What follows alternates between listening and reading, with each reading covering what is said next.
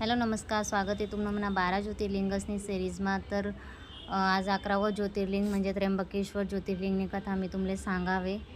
तर आहे महाराष्ट्रामा आहे, नाशिक जिल्हामा त्र्यंबकेश्वर ज्योतिर्लिंग कथा। तर गौतम ऋषी आणि अहिल्यादेवी ब्रह्मगिरी पर्वतावर राहतात। एकदा दुष्काळ पडला तर त्यामुळे त्यासनी ब्रह्मजीनी सेवा करी बुवा त्यासले वैनव आणि मग ब्रह्माजी त्यासने सेवातीन प्रसन्न होईनात आणि त्यासले वरदान दिना की तुनामुळे आटे म्हणजे भरपूर अन्नधान्याने कमी नाही व्हा बुवा तुना आटे आणि पाण्याने बी कमी नाही व्हा। त्यामुळे तरी व्यवस्थित चालायला लागे। त्यानंतर मग बाकी ज्या ऋषी होतात त्यासनी पत्नीले असं खराब वाटे त्यासनाविषयी गौतम ऋषीविषयी आणि अहिल्यादेवीविषयी। तर त्यासना ज्या ऋषी होतात त्यासले सांग आणि मग त्या ऋषीसनी येतं गणेशजीनी सेवा करायला प्रयत्न करा।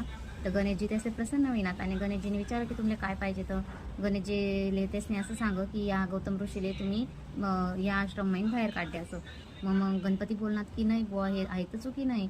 तर मग गणपतीला खूप प्रार्थना करा, नंतर मग गणपतीने हा म्हणा। मग त्यासनं गौतम ऋषीनी अशी घास टाकेल होती तर ते एक गायनं रूपलीसनी गणपतीची खाई राहतात ते। तर खाता फक्त एक तिनका मारा म्हणजे असं तिनकाच मारा गौतम ऋषीने, तेवढा मरी गाय मरी गई। बडासने असा आरोप लायदी ना त्या गणपतीजी होतात ते माया होती, पण बडासने असा आरोप लावा की तुम्हाला ब्रह्महत्याना पाप आहे बुवा, एक गाय मारी त्यामुळे तुमले आते आई आश्रम सोडीसनी जाणं पडी। मग गौतम ऋषी आणि अहिल्यादेवी आश्रम सोडीसनी चालणे घ्यात, पण त्यासनी महादेवने सेवा काही सोडी नाही। मग महादेव त्यासले प्रसन्न होईनात आणि महादेवने विचारलं की तुमले काय वर पाहिजे बुवा। मग गौतम ऋषी असं बोलणार की मला मनावर ब्रह्महत्याना पाप येते, मला मुक्ती द्या बुवा।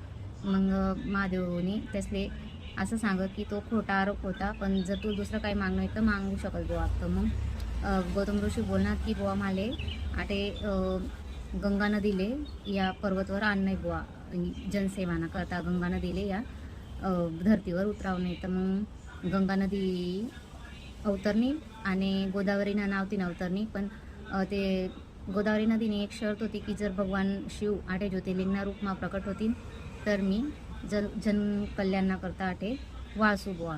तर मग भगवान शिव बी तटे त्र्यंबकेश्वरना रूपमा विराजमान होईनात आणि मग गोदावरी नदी म्हणजे गंगा नदी येते गोदावरीना नावतीन तटे आते चाली राहिली।